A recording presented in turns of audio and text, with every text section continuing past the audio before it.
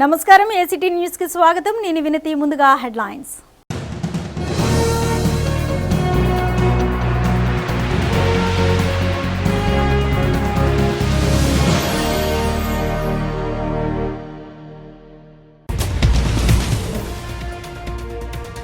శత జయంతిని పురస్కరించుకొని మాజీ ప్రధాని పీవీకి ఘన నివాళులు నరసింహారావు చేసిన సేవలు చిరస్మరణీయమని కొనియాడిన నేతలు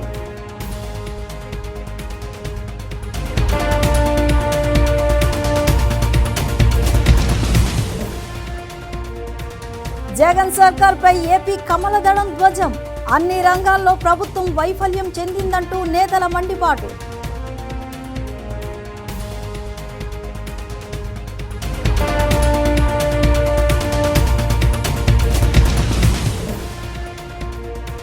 చెత్త ఆస్తి పన్నుల పెంపు జీవోకు వ్యతిరేకంగా సిపిఎం సంతకాల సేకరణ వైసీపీ సర్కార్ ప్రజలను మోసం చేసిందని నేతల మండిపాటు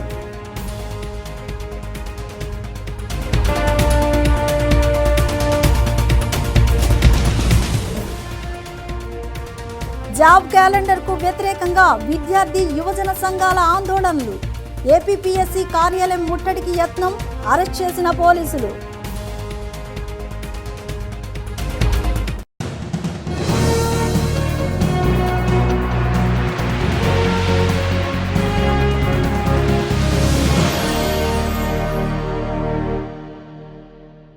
ఇక డీటెయిల్స్ చూస్తే మాజీ ప్రధాని పివి నరసింహారావు శత జయంతి సందర్భంగా ప్రధాని నరేంద్ర మోదీ నివాళులర్పించారు. దేశానికి పివి చేసిన సేవలు చిరస్మరణీయమని అన్నారు. అసాధారణమైన ప్రతిభ, జ్ఞానం పివి సొంతమని కొనియాడారు. మాజీ ప్రధానమంత్రి పివి నరసింహారావు శత జయంతి సందర్భంగా నివాళులర్పించారు ప్రధాని నరేంద్ర మోదీ. దేశాభివృద్ధి కోసం ఆయన చేసిన కృషి ఎనలేనిదని కొనియాడారు. అసాధారణమైన ప్రతిభ సొంతమని అన్నారు. ఈ సందర్భంగా గతంలో తాను మాట్లాడిన మన్ కీ బాత్లో పీవీని గురించి మాట్లాడిన వీడియోను ప్రధాని ట్విట్టర్లో షేర్ చేశారు. मेरे प्यारे देशवासियों, आज 28 जून को भारत अपने एक भूतपूर्व प्रधानमंत्री को श्रद्धांजलि दे रहा है, जिन्होंने एक नाजुक दौर में देश का नेतृत्व किया. हमारे ये पूर्व प्रधानमंत्री श्री पीवी नरसिम्हा राव जी की आज जन्म शताब्दी वर्ष की शुरुआत का दिन है. जब हम पीवी नरसिम्हा राव जी के बारे में बात करते हैं तो स्वाभाविक रूप से राजनेता के रूप में उनकी छवि हमारे सामने उभरती है, लेकिन ये भी सच्चाई है कि वो अनेक भाषाओं को जानते थे, भारतीय एवं विदेशी भाषाएं बोल लेते थे.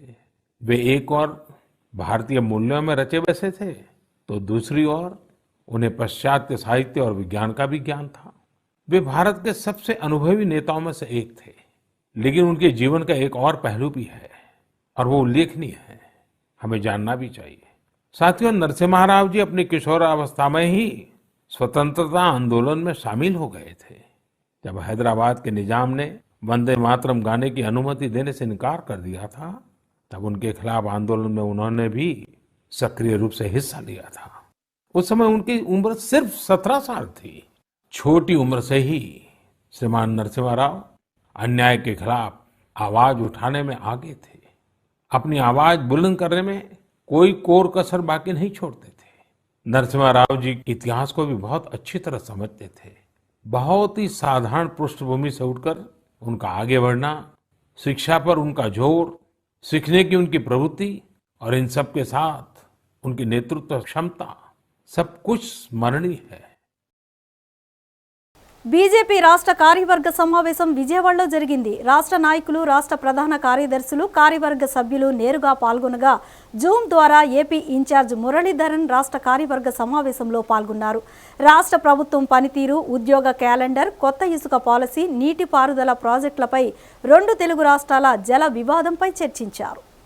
నగరంలోని బీజేపీ రాష్ట్ర కార్యాలయంలో బీజేపీ కార్యవర్గ సమావేశం జరిగింది. ఈ కార్యక్రమానికి రాష్ట్ర నాయకులు, రాష్ట్ర ప్రధాన కార్యదర్శులు, కార్యవర్గ సభ్యులు పాల్గొన్నారు. ఈ సందర్భంగా బీజేపీ రాష్ట్ర అధ్యక్షులు సోము వీర్రాజు మాట్లాడుతూ, దేశాభివృద్ధి కోసం ప్రధాని నరేంద్ర మోదీ అనేక సంక్షేమ పథకాలను ప్రవేశపెట్టారని అన్నారు. దేశానికి అన్నం పెట్టే రైతన్నలు బాగుండాలనే ఉద్దేశంతో వారికి గిట్టుబాటు ధర ఇచ్చేలా బీజేపీ ప్రభుత్వం సంస్కరణలు తెచ్చిందని అన్నారు. కానీ రాష్ట్రంలోని వైసీపీ సర్కార్ మాత్రం వీటన్నిటికీ వ్యతిరేకంగా మిల్లర్లకు కొమ్ము కాస్తూ రైతులకు కనీస గిట్టుబాటు ధర ఇవ్వకుండా వ్యవహరిస్తోందని ఆరోపించారు. అంతేకాక ఎన్నికల హామీల్లో మద్యాన్ని దశలవారీగా నిషేధిస్తానన్న వైసీపీ ప్రభుత్వం ఇప్పుడు సరికొత్త మద్యం విధానంతో పేదవారి జీవితాన్ని చీకటమయం చేస్తుందని అన్నారు.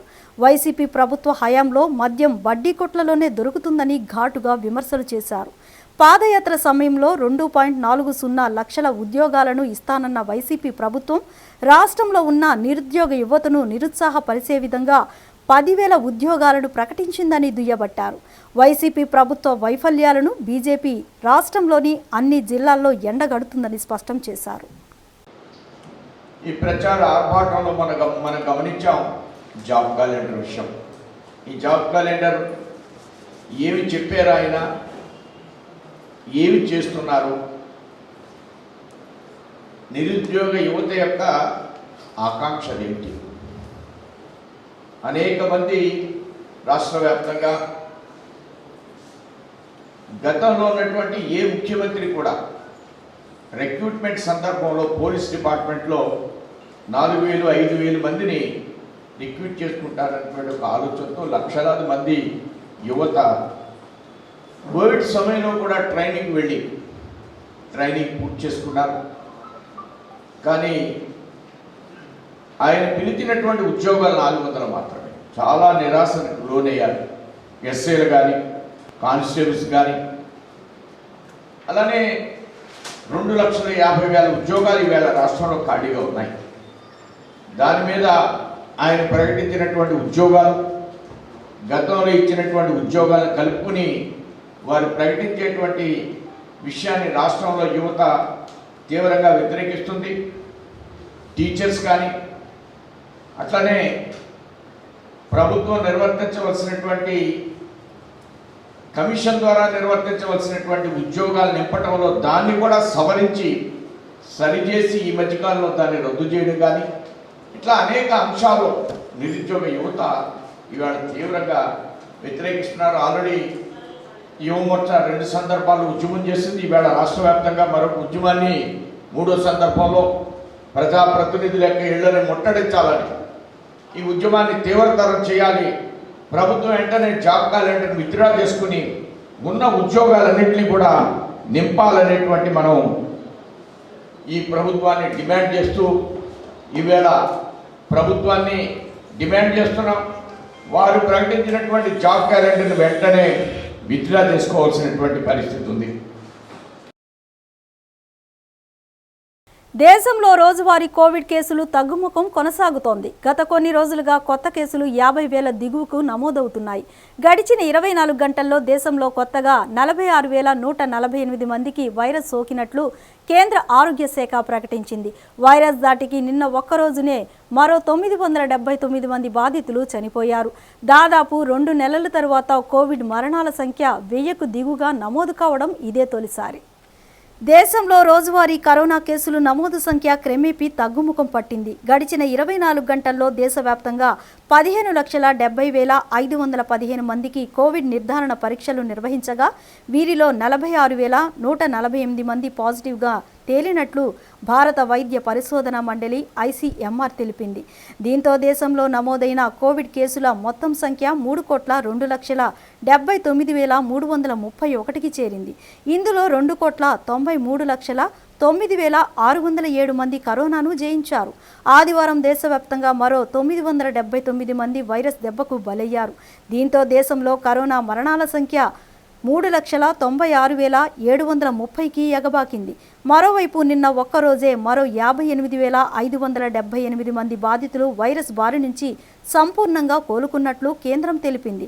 ప్రస్తుతం దేశంలో కరోనా రికవరీ రేటు 96.80% పెరిగిందని తెలిపిన కేంద్ర వైద్యారోగ్య శాఖ ప్రస్తుతం 5,72,994 మంది కరోనా చికిత్స తీసుకుంటున్నట్లు వెల్లడించారు.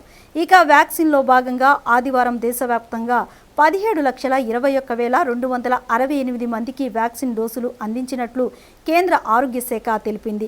దీంతో దేశంలో ఇప్పటి వరకు 32,36,63,297 వ్యాక్సిన్ డోసులు పంపిణీ చేసినట్లు స్పష్టం చేసింది.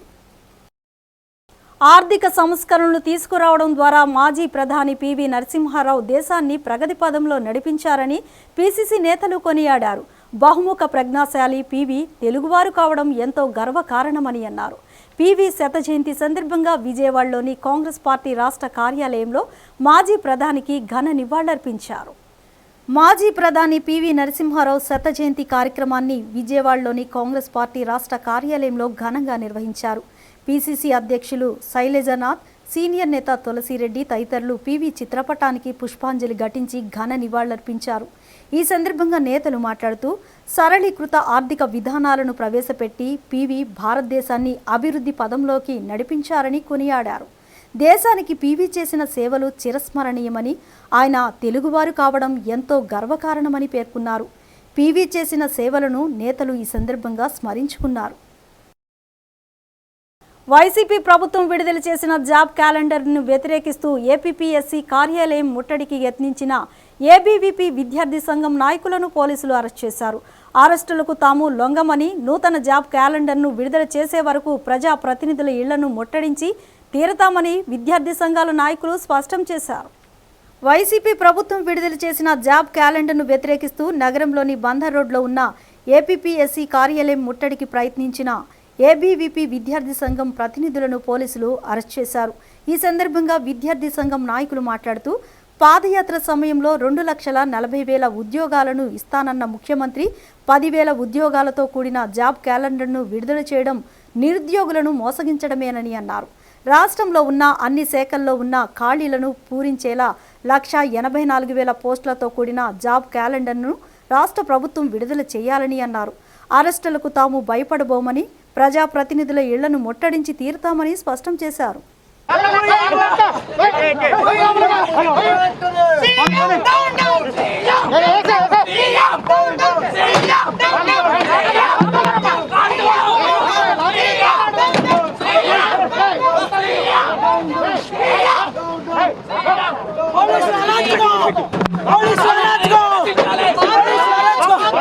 జగన్మోహన్ రెడ్డి గారు కానిగూడ పోస్ట్ వెంటనే భర్తీ చేయబోతే మీ ఇల్లు ముట్టడిస్తాం చెప్పి హెచ్చరిస్తున్నాం. వెంటనే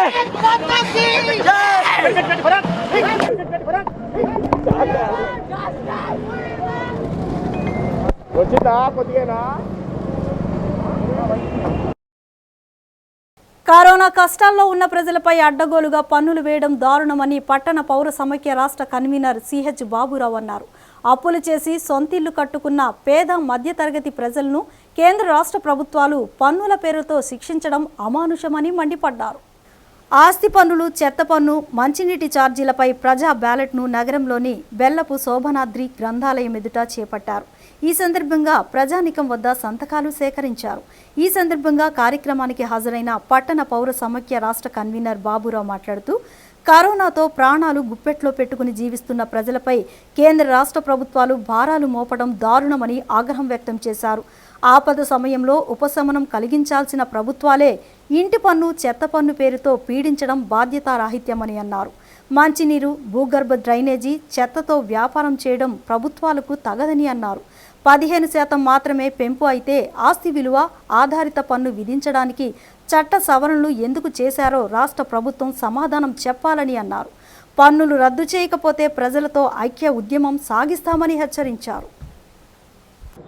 రాష్ట్రం మొత్తం మీద పట్టణాల్లో ఇంటి పన్నుని విలువను బట్టి కట్టమంటున్నారు. అంటే ఒక పేదవాడు, మధ్యతరగతి వాడు ఇల్లు ఏనాటి నుంచో తరతరాలుగా వస్తేనో, లేకపోతే కష్టార్జితంతో కట్టుకుని అప్పులు చేసి కట్టుకుంటేనో ఇవాళ వచ్చి దాంట్లో వాటా, దాంట్లో పర్సంటేజ్ ఇంటి పన్నుగా కట్టమంటున్నారు. ప్రతి సంవత్సరం ఇప్పటిదాకా ఇది ఎక్కడా ఏ ప్రభుత్వం ఉన్నా ఇన్నేళ్లలో ఎక్కడా లేదు. పైపెచ్చు చెత్త మీద కూడా పన్ను కట్టమంటున్నారు. ప్రతి కుటుంబానికి నెలకి 120 రూపాయలు, అంటే 1,440 రూపాయలు సంవత్సరానికి. దీని మీద ఎవరిని అడగల ప్రభుత్వం. ప్రజాభిప్రాయాన్ని తీసుకోమన్నాం, అయినా పట్టించుకోవాలా. ఇక అందుకనే ప్రజల యొక్క వ్యతిరేకతని తెలియజెప్పడానికి ఈ ప్రజా బ్యాలెట్ పెడుతున్నాం. ఇంటి పన్నుకు జనం అనుకూలంగా ఉన్నారో వ్యతిరేకిస్తున్నారు, ప్రజలందరూ వ్యతిరేకిస్తూ ఉన్నారు. ప్రభుత్వానికి ధైర్యం లేదు ప్రజాభిప్రాయాన్ని కోరటానికి. పైపెచ్చు అడ్డగోలుగా, అడ్డదారిలో, దొడ్డిదారిన ప్రజల కళ్ళు కప్పి అమలు జరిపించడానికి ప్రయత్నం చేస్తూ ఉన్నారు. ఏమంటే మీకేం పర్వాలేదు 15% నుంచి పెరగదు అంటున్నారు. అంటే ముక్కలు చేసి 100 రూపాయలు పెంచితే 4 ఏళ్లలో జనం దగ్గర నుంచి కళ్ళు కప్పి రాబట్టేటువంటి ప్రయత్నాలు చేస్తున్నారు. పైపెచ్చు వాలంటీర్ల ద్వారా చెత్త పన్ను రాష్ట్రం అంతా వసూలు చేస్తున్నారు. చెత్త పన్ను కనుక కట్టకపోతే మీకు సంక్షేమ పథకాలు ఆగిపోతాయని బెదిరిస్తున్నారు. చెత్త పన్ను కట్టకపోతే మంచినీళ్ళ కనెక్షన్లు కట్ చేస్తామంటున్నారు. అంటే వాలంటీర్ల వ్యవస్థని దీనికి వాడుకుంటూ ఉన్నారు. అంటే ప్రభుత్వం ప్రజల్ని భయపెట్టి బెదిరించి నమ్మించి మోసం చేసి అమలు చేయాలని ప్రయత్నం చేస్తోంది. మాజీ మంత్రి టీడీపీ నేత దేవినేని ఉమామహేశ్వరరావు వైసీపీ సర్కార్పై విమర్శలు చేశారు. నాడు చంద్రబాబు హయాంలో విశాఖకు పరిశ్రమలు పెట్టుబడులు తీసుకువస్తే జగన్ సర్కార్ హయాంలో ఆ పరిశ్రమలు పెట్టుబడులను పక్క రాష్ట్రాలకు తరలిస్తున్నారంటూ ట్విట్టర్ వేదికగా దుయ్యబట్టారు. విశాఖకు పరిశ్రమలు పెట్టుబడులు టీడీపీ అధినేత చంద్రబాబు తీసుకువచ్చారని మాజీ మంత్రి దేవినేని ఉమా ట్విట్టర్ వేదికగా పేర్కొన్నారు. ఉత్తరాంధ్ర యువతకు వేల ఉద్యోగాలు లేకుండా చేశారని, నాడు నారా చంద్రబాబు నాయుడు విశాఖకు పరిశ్రమలు పెట్టుబడులు తెచ్చారని అన్నారు. ప్రపంచ దిగ్గజాలను నగరానికి ఆహ్వానించారని అన్నారు. నేడు Lulu, data centre, Franklin Templeton, ఐబీఎంను పక్క రాష్ట్రాలకు తరలించారని అన్నారు. ఉత్తరాంధ్ర యువతకు వేల ఉద్యోగాలు లేకుండా చేశారని, 3వ ఏడాదిలో కూడా కనీసం ఐటీ పాలసీ లేదు, విశాఖను ఐటీ నగరం చేస్తారా వైఎస్ జగన్ గారు అని దేవినేని ఉమా ట్విట్టర్లో పేర్కొన్నారు. విజయవాడ జక్కంపూడి వైఎస్ఆర్ కాలనీలో ఉన్నతాధికారుల ఆదేశాల మేరకు నిర్బంధ తనిఖీలు నిర్వహించారు. ఈ తనిఖీల్లో పలుచోట్ల మద్యం సీసాలను, గుట్కా ప్యాకెట్లను పోలీసులు స్వాధీనం చేసుకున్నారు. నగర పోలీస్ కమిషనర్ బత్తిన శ్రీనివాసులు ఆదేశాల మేరకు డీజీపీ విక్రాంత్ పాటిల్ పర్యవేక్షణలో వెస్ట్ ఏసీపీ హనుమంతరావు నేతృత్వంలో కొత్తపేట పోలీస్ స్టేషన్ పరిధిలో జక్కంపూడి వైఎస్ఆర్ కాలనీలో కార్డన్ సెర్చ్ కార్యక్రమాన్ని నిర్వహించారు. ఈ కార్యక్రమంలో వెస్ట్ డివిజన్ పరిధిలో ఉన్న 4 పోలీస్ స్టేషన్లో సిబ్బంది, సిఏఆర్ నుండి, సిసిఎస్ నుంచి, ట్రాఫిక్ నుంచి 100 మంది సిబ్బంది పాల్గొన్నారు. ఈ కార్డన్ సెర్చ్లో 512 ఇళ్లు మరియు వ్యక్తులను పోలీసులు తనిఖీలు చేశారు. ఈ తనిఖీల్లో 2 మహిళల వద్ద నుంచి 110 మద్యం బాటిళ్లు, అలాగే 2 వ్యక్తుల వద్ద నుంచి 200 ప్యాకెట్స్ టొబాకో జర్దా ప్యాకెట్లు మరియు 10 మద్యం సీసాలను పోలీసులు గుర్తించి కేసు నమోదు చేశారు. ఈ కార్యక్రమంలో కొత్తపేట సీఐ మోహన్ రెడ్డి, ఎస్ఐలు ప్రసన్న, విశ్వనాథ్, రమేష్, శ్రీనివాస్ మరియు సిబ్బంది పాల్గొన్నారు. ప్రపంచ దేశాలు డెల్టా ప్లస్ వంటి కరోనా వేరియంట్లతో తీవ్ర ఆరోగ్య సంక్షోభాన్ని ఎదుర్కొంటున్న నేపథ్యంలో మరో కొత్త రకం వేరియంట్ లాంబ్డా ఆందోళన కలిగిస్తోంది. ఈ వేరియంట్ ఇప్పటి వరకు 29 దేశాలకు వ్యాపించినట్లు WHO పేర్కొంది. అలాగే దృష్టి సారించాల్సిన రకంగా ప్రకటించింది. కరోనా వైరస్లో కొత్తగా లాంబ్డా అనే వేరియంట్ ఇప్పుడు కలకలం సృష్టిస్తుంది. ఇది అనేక దేశాల్లో విస్తరిస్తున్న నేపథ్యంలో ప్రపంచ ఆరోగ్య సంస్థ దీన్ని దృష్టి సారించాల్సిన రకంగా ప్రకటించింది. బ్రిటన్లోని పబ్లిక్ హెల్త్ ఇంగ్లాండ్ కూడా దీన్ని పరిశోధనలో ఉన్న కరోనా రకంగా వర్గీకరించింది. ప్రపంచవ్యాప్తంగా ఇది విస్తరించడం, దీన్ని స్పైక్ ప్రోటీన్ L452Q, F490S సహా పలు ఉత్పరివర్తనాలు ఉన్న నేపథ్యంలో ఈ నిర్ణయం తీసుకుంది. బ్రిటన్లో ఇప్పటి వరకు 6 లాంబ్డా కేసులు వెలుగు చూశాయి. ఈ వేరియంట్ ఇప్పటి వరకు 29 దేశాలకు వ్యాపించినట్లు WHO పేర్కొంది. అలాగే దృష్టి సారించాల్సిన రకంగా ప్రకటించింది. ముఖ్యమంత్రి వైఎస్ జగన్మోహన్ రెడ్డి పరిపాలన గాడి తప్పిందని నగర కాంగ్రెస్ అధ్యక్షులు నరహరిశెట్టి నరసింహారావు అన్నారు. అన్న వస్తున్నాడు, జాబులు వస్తాయని నిరుద్యోగ యువత ఎదురు చూస్తుంటే వారిని నిరుత్సాహపరిచే విధంగా సీఎం విడుదల చేసిన జాబ్ క్యాలెండర్ ఉందని విమర్శించారు. 5 బ్యాంకుల్లో లోన్ల కోసం విశాఖపట్నంలోని 213 ఎకరాల ప్రభుత్వ స్థలాన్ని కొదువు పెట్టి 18,500 కోట్ల రూపాయలను సమీకరించి 16,999 కోట్ల రూపాయలను నవరత్నాలకు మళ్లిస్తున్నారని ఆరోపించారు. ఇప్పటికైనా ముఖ్యమంత్రి జగన్ తన వైఖరిని మార్చుకొని నిరుద్యోగులకు న్యాయం చేయకుంటే కాంగ్రెస్ పార్టీ నిరుద్యోగుల పక్షాన నిలబడి పోరాడుతుందని స్పష్టం చేశారు. రాష్ట్ర ముఖ్యమంత్రి జగన్మోహన్ రెడ్డి గారు ఎన్నికలకు ముందు ఆయన ప్రతిపక్ష నాయకుడిగా ఉండగా విద్యార్థులకి ఉన్నటువంటి లక్షలాది ఉద్యోగాలు ఇస్తారని హామీ ఇవ్వడం జరిగింది. ఆనాడు ఆయన చెప్పినటువంటి మేనిఫెస్టోలో కూడా ఎక్కడ కూడా అవుట్సోర్సింగ్ ఎంప్లాయీ కానీ మిగిలినటువంటి ఎంప్లాయీస్ అందరూ కూడా పర్మనెంట్ చేస్తానని చెప్పి ఆనాడు అధికారంలో రావడం జరిగింది. వచ్చిన తరిమిలా ఆయన నేను అనౌన్స్ చేసినటువంటి జాబ్ క్యాలెండర్ చూసిన తర్వాత నిరుద్యోగులు ఒక్కసారిగా నిర్ఘాతపోయారు. ఆయన చెప్పిన మాటలకి చేష్టలకి సంబంధం లేనటువంటి పరిస్థితులు వాడ కనపడుతున్నాయి. ఇవాళ రోమనగరం తగిలిపోతున్నదంటే నీరజ్ చక్రవర్తి పీడలు వాయించిన విధంగా ఇవాళ నిరుద్యోగులు వచ్చి అన్ని జిల్లాల్లో కూడా వాళ్ళ జరిగిన అన్యాయం మీద ఇవాళ పోరాటం చేస్తుంటే వాళ్ళ రెక్కాడు తెగని రొక్కాడినటువంటి పరిస్థితి తల్లిదండ్రులు వాళ్ళు చదువుకుని పిల్లలు ఉద్యోగాలు చేస్తారు. వాళ్ళ యొక్క ఉద్యోగాలతో మా జీవితాలు సార్థకత అవుతాయి. జగన్మోహన్ రెడ్డి గారు వచ్చారు, కొత్త ఉద్యోగాలు ఇస్తారు, పరిశ్రమలు వస్తారనుకుంటే వాళ్ళన్నీ కూడా తిరోగమనంలో ఉన్నాయి. ఈ పరిస్థితుల్లో ఇవాళ ముఖ్యమంత్రి గారు ఏం చెబుతున్నారు? అధికారులు సమీక్షించండి. ఈ రాష్ట్రంలో ఉన్నటువంటి దాదాపు 150 మందికి కార్పొరేషన్లు కానీ డైరెక్టర్ కానీ పదవులు ఇవ్వాలి. మనం నెలాఖరికల్లా అవన్నీ కూడా సంసిద్ధం చేయమని చెప్పడంలో ఆంతర్యం ఏంటని అడుగుతున్నాం మేము. అంటే మీరు వైసీపీలో ఉన్నటువంటి రాజకీయ నిరుద్యోగులకు పదవులు ఇవ్వడం కోసం మీరు ముఖ్యమంత్రిగా వచ్చారా? ఈ రాష్ట్రంలో ఉన్నటువంటి లక్షలాది మంది చదువుకున్నటువంటి విద్యార్థులకి ఆ నిరుద్యోగ సమస్యను తీర్చడానికి వచ్చారని మేము ప్రశ్నిస్తున్నాం, డిమాండ్ చేస్తున్నాం. ఆస్తి పన్నుల పెంపులను నిరసిస్తూ జూలై 1వ తేదీన నగరపాలక సంస్థ కార్యాలయం వద్ద నిరసన తెలియచేయనున్నట్లు ఆంధ్రప్రదేశ్ పట్టణ పౌర సమైక్య జిల్లా కన్వీనర్ దోనేపూడి కాశీనాథ్ తెలిపారు. నగరంలోని ఎంబీబీకే భవన్లో విలేకరుల సమావేశంలో మాట్లాడిన కాశీనాథ్, కరోనా కష్టకాలంలో ప్రజలను ఆదుకోవలసిన పాలకులు పన్నుల భారాన్ని మోపడం సరికాదని, నగరంలోని సుమారు 250 కోట్ల మేర భారాలను ప్రజలపై మోయనున్నారని, జూలై 5లోగా ప్రజలు తమ అభ్యంతరాలను అధికారులకు తెలియచేయాలని సూచించారు. చెత్త పన్ను, ఆస్తి పన్నులకు నిరసనగా పట్టణ పౌర సమైక్య ఆధ్వర్యంలో జూలై 1న నగరపాలక సంస్థ కార్యాలయం వద్ద జరిగే నిరసనకు పట్టణంలోని అన్ని సంఘాల ప్రతినిధులు పాల్గొని జయప్రదం చేయాలని పిలుపునిచ్చారు. బొత్స సత్యనారాయణ గారు చెప్పేది పచ్చి అబద్ధం. 15% మాత్రమే పెరుగుతాయని చెప్పినటువంటిది చెప్తా ఉన్నారు.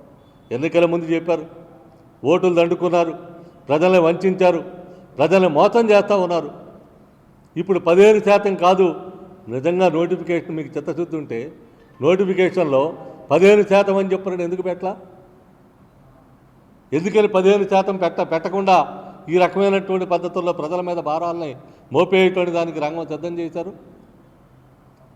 ఆంధ్రప్రదేశ్ పట్టణ పౌర సంఘాల సమాఖ్య తరఫున కన్వీనర్గా ఉన్నటువంటి బాబురావు కొన్ని ప్రశ్నలు వేశారు. 14 ప్రశ్నలు సంధిస్తే ఒక్క ప్రశ్నకు కూడా వైసీపీ నాయకత్వం కానీ బొత్స సత్యనారాయణ గారు మంత్రి కానీ సమాధానం చెప్పలేదే. కందంలో దొరికిన దొంగలాగా, తేలికుట్టిన దొంగల్లాగా వ్యవహరిస్తూ ఉన్నటువంటి నేపథ్యం కనపడతా ఉంది. అందుకని ఈ రకమైనటువంటి పద్ధతి మంచిది కాదు.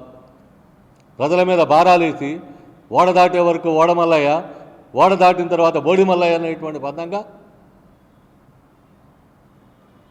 ఎన్నికల ముందు ఒక పద్ధతి చెప్పి ఎన్నికల్లో ఓట్లు వేయించుకుని రాష్ట్రం మొత్తం అధికారంలోకి వచ్చి అయిపోయిన తర్వాత ఇప్పుడు పన్నుల భారం మోపేటువంటి దానికి సిద్ధపడతారా? ఇది క్షంతవ్యమేనా, సమర్థనీయమేనా? ఆలోచించమని చెప్పనేటువంటిది అడుగుతూ ఉన్నాం.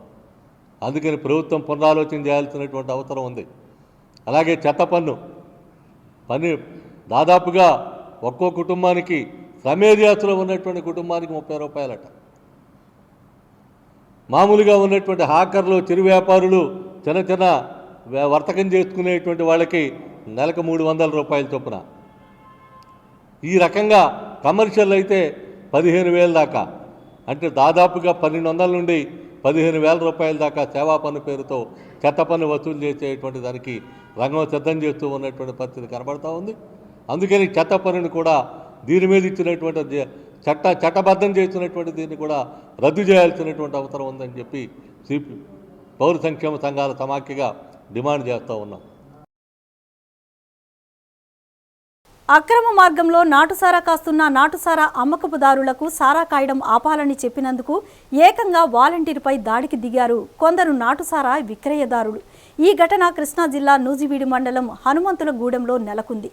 హనుమంతులగూడెంలో వాలంటీర్గా విధులు నిర్వహిస్తున్న విజయ అనే వాలంటీర్పై 8 మంది నాటు విక్రయదారులు కర్రలతో దాడులకు పాల్పడ్డారు. నాటుసారా విక్రయదారుల ఆగడాలు పేట్రేగిపోతున్నాయి. అక్రమ మార్గంలో నాటుసారా కాస్తున్నదే కాక దానిని పసిగట్టి వద్దని వారించిన గ్రామ వాలంటీర్పై దాడికి పాల్పడ్డ ఘటన సంచలనం సృష్టించింది. వివరాల్లోకి వెళితే కృష్ణా జిల్లా నూజివీడి మండలం హనుమంతులగూడెంలో గ్రామ వాలంటీర్గా విధులు నిర్వహిస్తున్న విజయ అనే మహిళ గ్రామంలో నాటుసారా అమ్మకాలు నిలిపివేయాలంటూ నాటుసారా విక్రయించే వారికి 2 రోజుల క్రితం తెలిపింది. అయితే నేడు గ్రామంలో వైఎస్ఆర్ బీమా పథకంకు వేలిముద్రలు వేసుకునే విధులు నిర్వహిస్తున్న వాలంటీర్ విజయపై 8 మంది నాటుసారా విక్రయదారులు కర్రలతో దాడి చేసి తీవ్రంగా గాయపరిచారు.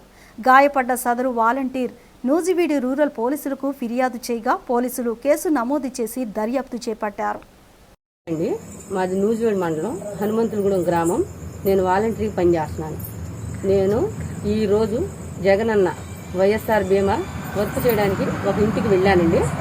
ఆ ఇంట్లో అంతకుముందు సారా అమ్మేవాళ్ళు ఆ సారా అమ్మొద్దని చెప్పి 5-6 సార్లు హెచ్చరించి గ్రామ సచివాలయంలో పోలీస్ మేడంకి కంప్లైంట్ ఇవ్వడం జరిగిందండి.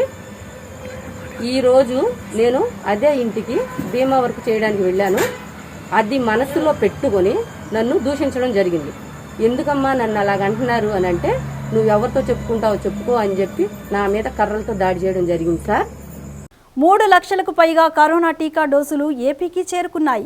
ముంబై, పూణే నగరాల నుంచి ఈ వ్యాక్సిన్ విజయవాడ, గన్నవరం విమానాశ్రయానికి చేరుకున్నాయి. కాగా రాష్ట్రంలో కరోనా వ్యాక్సినేషన్ను ప్రభుత్వం ముమ్మరంగా కొనసాగిస్తోంది. ఇటీవలే ఒక్కరోజే రాష్ట్ర వ్యాప్తంగా 13 లక్షలకు పైగా టీకా డోసులు పంపిణీ చేసి సరికొత్త రికార్డును నెలకొల్పింది. ఈ నేపథ్యంలో కేంద్రం 3 లక్షలకు పైగా టీకా డోసులను నేడు రాష్ట్రానికి పంపించింది. రాష్ట్రానికి మరో 3.24 లక్షల కోవిడ్ టీకా డోసులు తరలివచ్చాయి. పూణేలోని సీరం ఇన్స్టిట్యూట్ నుంచి గన్నవరం విమానాశ్రయానికి కోవిషీల్డ్ టీకా డోసులు చేరుకున్నాయి. ఢిల్లీ నుంచి చేరుకున్న ఎయిర్ ఇండియా విమానంలో 27 బాక్సుల్లో రాష్ట్రానికి టీకా డోసులు వచ్చాయి.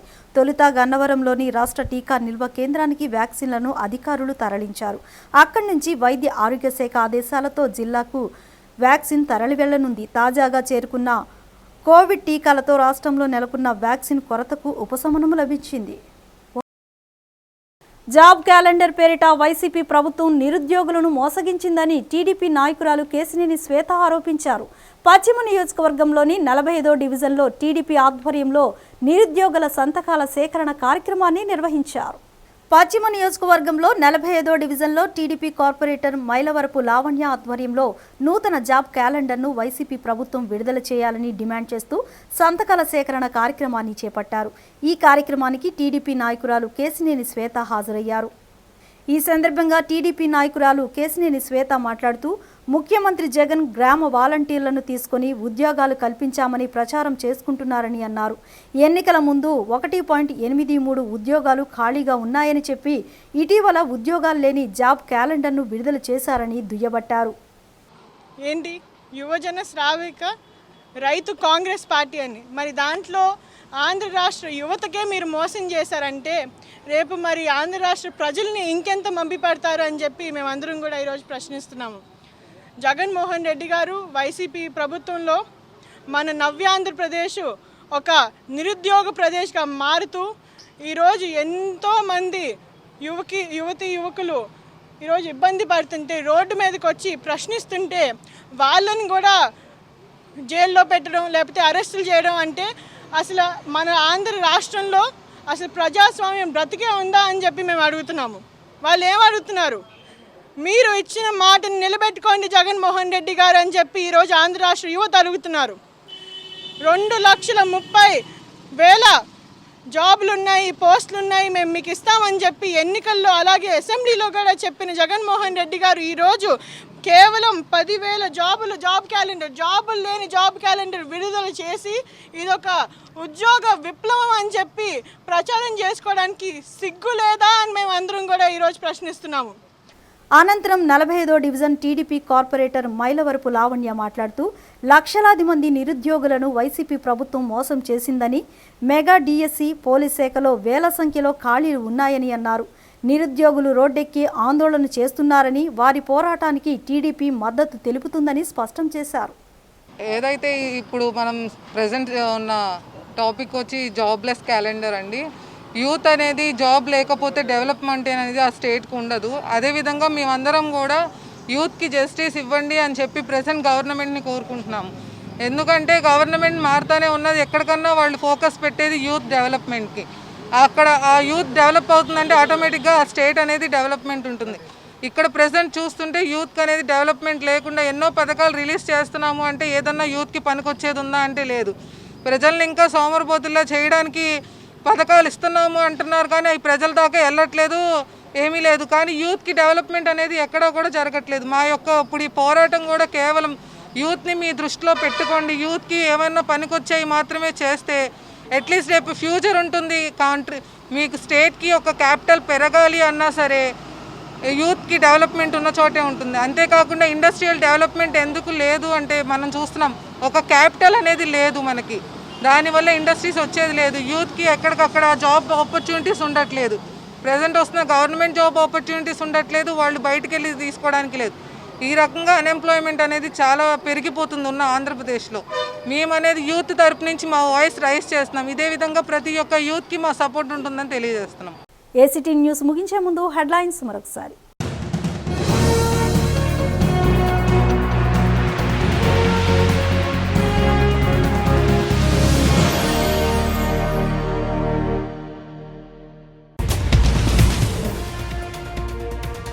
శత జయంతిని పురస్కరించుకుని మాజీ ప్రధాని పీవీకి ఘన నివాళులు. నరసింహారావు చేసిన సేవలు చిరస్మరణీయమని కొనియాడిన నేతలు.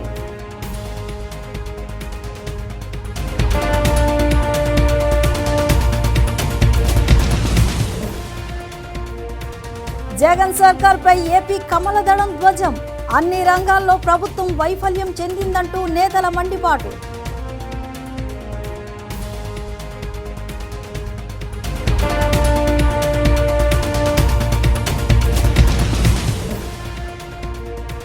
చెత్త ఆస్తి పన్నుల పెంపు జీవోకు వ్యతిరేకంగా సిపిఎం సంతకాల సేకరణ. వైసీపీ సర్కార్ ప్రజలను మోసం చేసిందని నేతల మండిపాటు.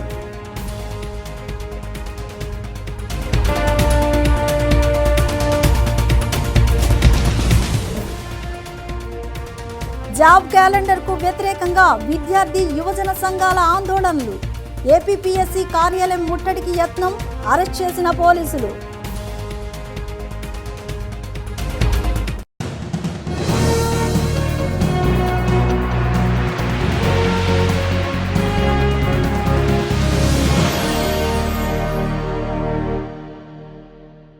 ఏసీటీ న్యూస్ ఇంతటితో సమాప్తం. నమస్కారం.